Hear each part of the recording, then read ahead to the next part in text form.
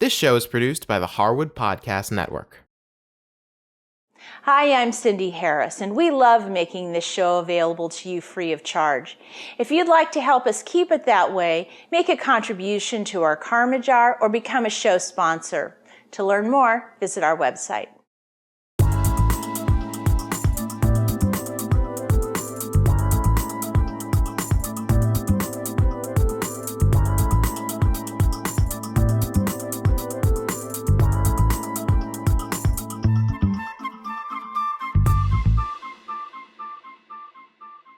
Today I'm making a batch of Buckeye candies. Buckeyes come from the great state of Ohio, which is also called the Buckeye State.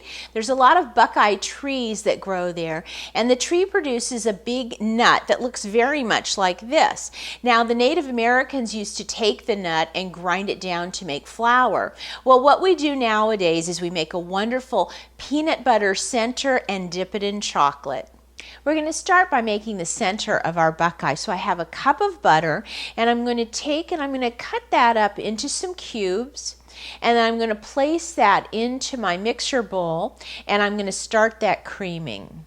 Now, to give us that great peanut butter flavor, I'm using creamy peanut butter, and I'm using my adjustable cup, and I'm going to be measuring out 2 cups of creamy peanut butter. Now, with the adjustable cup, what you do is you pull this down till you get to the 2-cup mark, and then you just start filling the top part up with the peanut butter. You can kind of press it down, but you do want to always make sure that you have it set for the 2 cups. And then once you've got it all pressed in there, you just take it and you press this bottom, and it pushes out the peanut butter right into your mixing bowl. And then I'm going to let that cream up. Then I'm going to add a 1/2 teaspoon of vanilla and a box of powdered sugar. Now, this is 1 pound of powdered sugar. I'm going to open it up, and I'm going to dump the whole box right into my bowl. And I'll lower my mixer and turn it on very, very slowly, because I don't want the powdered sugar to go everywhere. And I'm just going to let this mix until all of the powdered sugar is combined. Once I see it kind of coming together, I'm going to stop it. You can see it's very thick, but I am going to scrape it down because I want to make sure that all the butter has gotten mixed in to the powdered sugar and the peanut butter, and I'll let that spin just for another few seconds. And that looks pretty good. Now we're going to form our centers into some little balls. So to do that, I'm going to use my small cookie scoop, and I'm just going to scoop out little balls of dough, almost like if I were making little cookies, but they can be very close together. And I'm going to get as many as I can on this cookie sheet. Now, I was able to get 2½ dozen on this sheet. So I've got out my second cookie sheet and going to put in a piece of parchment and continue on making more little balls. Now, once I've scooped all the peanut butter filling out, I end up with a little more than 5 dozen of these balls. Now, I need to get them in the freezer for about an hour. I do that because right now they're too soft to get nice and smooth into a ball, but once they're in the freezer for an hour, they make it really easy to work with. The little peanut butter balls have been in the freezer for about an hour, so now I'm going to get the chocolate ready that we're going to dip it in. So in a small saucepan, I'm going to put in 2 bags that are 12 ounces each of a good semi-sweet chocolate, and then add 4 tablespoons of butter. Now, in some recipes where they have you make dipping chocolate, they have you add wax or sometimes shortening, but I'm just going to add 2 tablespoons of butter.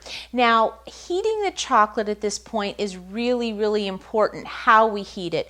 We don't want to heat it over a high heat at all, so we're going to start on a low heat. If you do it too quickly, it will seize up on you and get hard, and there's really nothing you can do except for start over with the chocolate. So go very, very slowly when melting it.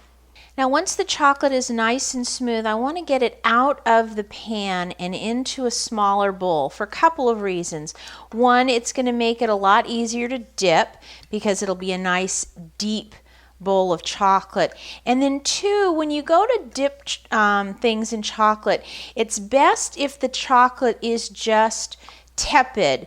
So for example, when I touch this, this still feels a little bit warm. It should just feel almost room temperature. So I'm just going to let this sit to the side while I get my peanut butter balls ready. Now our peanut butter balls have been in the freezer. They're nice and solid, but I do want to take them and just sort of put them in my hand and kind of roll them. You can see I can kind of smooth them out just a little bit if I run them in my hands. Just a teeny bit. This would have been impossible to do before they were frozen. So just take a minute while our chocolate is cooling and smooth down those edges. Now it's time to dip.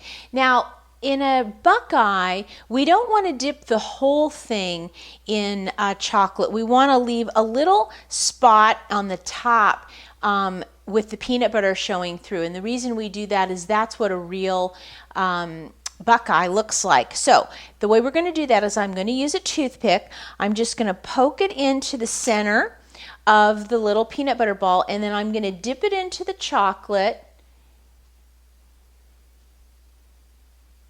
And I want to make sure that I leave a little spot right on top, and then I'm just going to press that off with my hand and let it sit back on the tray. And then I just keep doing that with all of these. And you should be able to touch right where the peanut butter part is. And you want to make sure to press the toothpick in quite a ways so that you don't lose it, the Buckeye in the chocolate.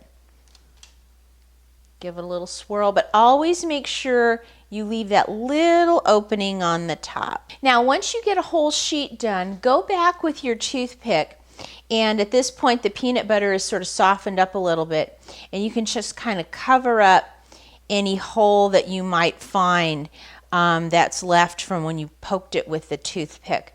Just kind of rub it, and you'll fill it right in and you'll never even know it was there.